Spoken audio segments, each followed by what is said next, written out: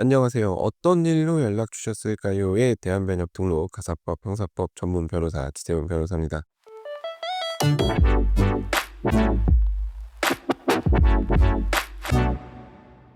얼마 전에 아파트 하자 소송과 관련된 이야기를 했었습니다. 이제 그 얘기를 듣고 몇몇 분들께서 법률 상담 요청을 주셨는데요. 네, 뭐 많은 분들이라고까지는 안 할게요. 왜냐면 아직 제 팟캐스트가 그렇게까지 널리 알려져 있지는 않기 때문에. 아무튼 그 얘기를 잘 들어 주시고 몇몇 분들께서 상담 요청을 주셨어요. 그래서 인제 얘기를 좀 나눠 봤는데, 그런데 이제 공통적으로 하시는 말씀이 해야 될 거는 같은데 이게 손이 안 나간다는 거예요. '이걸 해야 돈을 받는다.'라는 것까지는 이해를 하셨는데, 괜히 뭔가 채권 양도라고 하니까 '이거를 이렇게 해 줘도 되나.' 하는 불안한 마음이 드신다는 거죠. 아파트 하자 소송 같은 경우에는 윗죄할 본전이라는 느낌으로 다들 소송을 하거든요. 기본적인 소송 비용이나 여러 가지 비용은 법무법인, 그 하자 소송을 진행하는 법무법인에서 대납을 해 주고, 만약에 승소 금액이 그 대납한 비용보다 크면 그 비용에서 일단은 봉제를 하고 나머지 금액을 나누고, 패소를 심하게 해 가지고 그 들어간 비용보다 승소 금액이 낮으면 별도의 비용을 청구하지 않는, 뭐 이런 식으로 많이들 진행을 합니다. 그래서 인제 입주민 분들, 그러니까 소유자분들 입장에서는 사실 손해 볼 거는 없어요.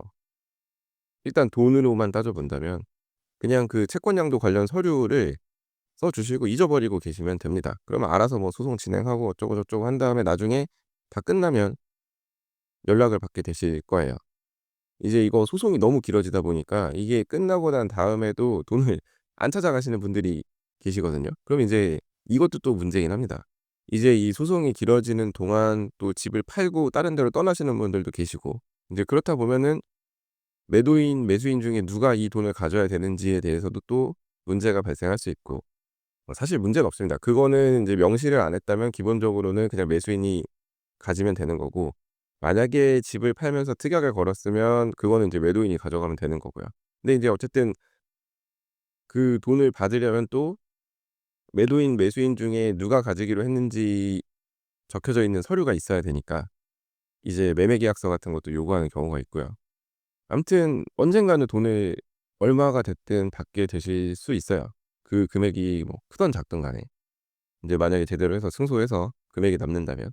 근데 이제 그런 부분에 대한 설명은 들었고, 소송을 해야 된다는 것도 어느 정도 이해를 했는데 그래도 뭔가 찜찜하시다는 거예요.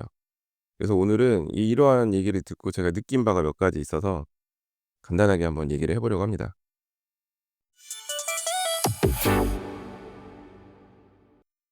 이제 하자 보수 소송 대리인, 뭐 법률 대리인 선정을 할 때 이 유명한 법무법인들이 몇 군데 있는 걸로 제가 알고 있어요. 그래서 인제 입찰을 받게 되면 몇 군데에서 인제 주로 입찰을 하시는 거를 확인할 수 있는데, 이게 인제 가끔 상담을 하다 보면 일단 저 같은 경우는 이 하자 보수 업무를 할 수는 없어요. 왜냐면 이거는 어느 정도 규모가 있는 법무법인이어야 되고, 그 채권량도 서류 받는 거부터 시작해서 여러 가지로 인제 이거는 시스템적으로 직원분들이 움직여야 되는 구조라서 제가 진행은 못 하죠. 근데 인제 종종 뭐 지인 통해서 그 계약서 검토 같은 거는 의뢰를 받는 경우가 있어요. 입주자 대표 회의에서 일하시는 분들이 좀 꼼꼼하면 인제 그 계약서에 그냥 무조건 도장을 찍는 게 아니라 그래도 한 번은 더 살펴보시죠. 이렇게 했을 때 문제가 없는지.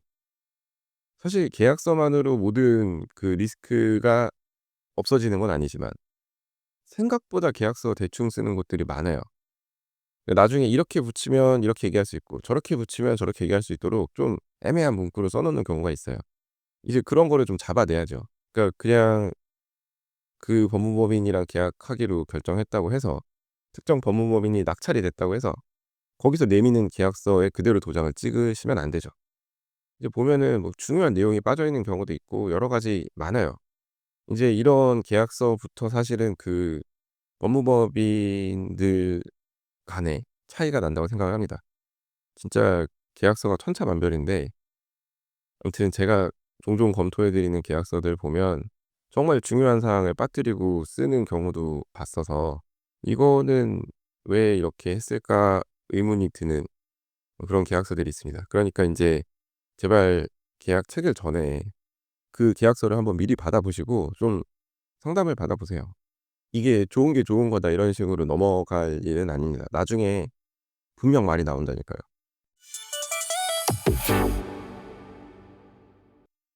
예. 다시 일단 좀 앞으로 살짝 이야기를 돌려서 이제 그 법무법인 선정할 때 어떤 분들은 '법무법인의 능력은 사실 다 거기서 거기다.'라고 생각을 하세요. 실제로 중요한 건 그 하자 진단 업체, 그 진단 업체가 중요하고 진단 업체에서 제대로 검사를 해 가지고 최대한 우리가 많이 받아낼 수 있게 리스트를 쫙 뽑으면 변호사는 그거 바탕으로 소장만 내면 되니까 "중요한 건 하자 진단 업체다." 뭐 이런 얘기를 하시는 분들도 제가 봤거든요.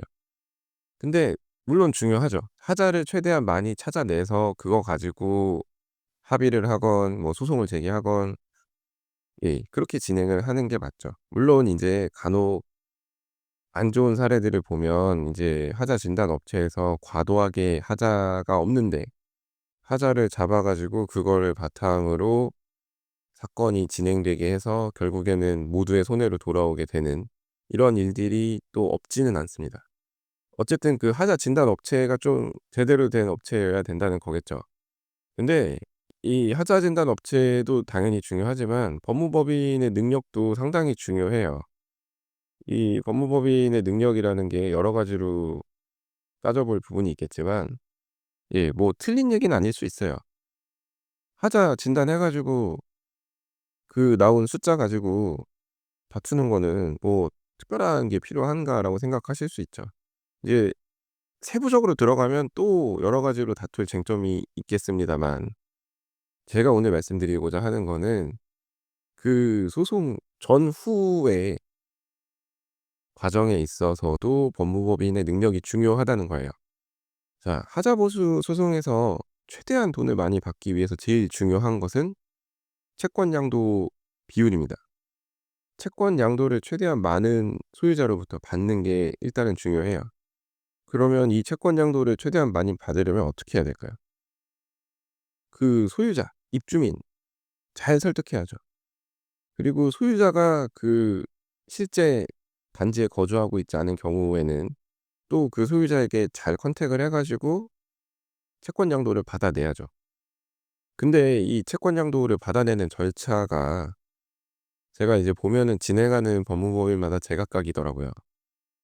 그러니까 진짜 채권 양도를 왜 해 줘야 되는지에 대해서 충분히 입주민들을 설득하는 곳이 있고 그냥 관리사무소 시켜 가지고 공고문 띄어 올려 가지고 "여러분이 협조 안 해 주시면 우리 돈 많이 못 받습니다." 같은 느낌으로 접근을 하는 곳도 있어요. 이게 말이 아 다르고 어 다르잖아요. 근데 인제 채권 양도가 뭔지도 사실 개념이 안 잡혀 있는 분들이 많은데 그냥 단순하게 이렇게 접근을 하면 해 주고 싶다가도 사실은 좀 망설여지게 되죠. 그렇잖아요. 이 구조를 잘 알고 있는 분이면 사실 그렇게 설명을 해도 상관은 없지만 이 하자 소송이 뭔지에 대해서 잘 모르시는 분들 입장에서는 이거 해 가지고 과연 나한테 돈이 돌아오는 게 맞긴 한 건지 이 돈을 입주자 대표회의가 일단 수령해 가지고 다른 데다 쓴다고 하는 건 아닌지 이런 생각을 할 수밖에 없거든요. 이거 나중에 승소금 받아 가지고 그냥 '이 돈으로 하자 보수한다고 맘대로 써 버리는 거 아니야?' 뭐 이런 생각도 할 수 있고요. 그래서 인제 그 부분에 대한 설명이 좀 이루어져야 되는데 그런 부분에 대한 설명이 많이 생략이 되거나 좀 세심하지 못한 경우에는 채권 양도를 받기가 어렵죠. 그러니까 입주민한테 그러니까 소유자한테 최소한의 그 예측 가능성이 있는 정보를 제공을 해야 되는데 그런 게 생략이 되는 경우가 있어요. 너무 기계적으로만 접근을 하는. 그래서 제가 생각할 때는 입찰 받으실 때 그 진행했던 단지들의 채권량도 받은 비율 혹은 인제 채권량도 관련해서 어떻게 진행을 하는지도 좀 확인을 할 필요는 있다고 생각을 합니다. 그냥 형식적으로 공청회 한번 한다고 해서 이게 끝나는 게 아니거든요. 실제 뭐 블로그 글 같은 걸 찾아보면 고민이 돼서 어느 법무법인에 연락을 했더니 오히려 쿨하게 얘기를 해줘 가지고 내가 맘 편히 채권 장도를 할 수 있었다. 이런 식으로 적혀 있는 것도 제가 봤어요. 이제 이렇게 설득하거나 하는 것은 뭔가 눈에 보여지지는 않지만 하자 소송에 있어서 상당히 중요합니다. 이거를 근데 간과하는 곳들이 종종 있는 것 같아요, 제 생각에는. 그러니까 저한테 인제 "이게 뭐냐?"라고 여쭤보시는 분들이 계시는 거겠죠. 그래서 제가 "설명 못 들으셨어요?"라고 여쭤보면 "설명이요? 무슨 설명 말씀이세요?" 뭐 이런 얘기를 하시더라고요. 그래서 그런 종류의 상담을 몇 번 하다 보니까 예 오늘 같은 말씀을 드리고 싶어져서 제가 또 이렇게 주절주절 이야기를 해 봤습니다. 자, 오늘 제가 준비한 얘기는 여기까지이고요. 오늘도 끝까지 들어 주셔서 감사합니다. 자, 다음 에피소드에서는 더 흥미롭고 유익하고 현실적인 그런 법률 이야기로 찾아뵙도록 하겠습니다. 이상 대한변협등록 가사법 형사법 전문 변호사 지태훈 변호사였습니다. 감사합니다.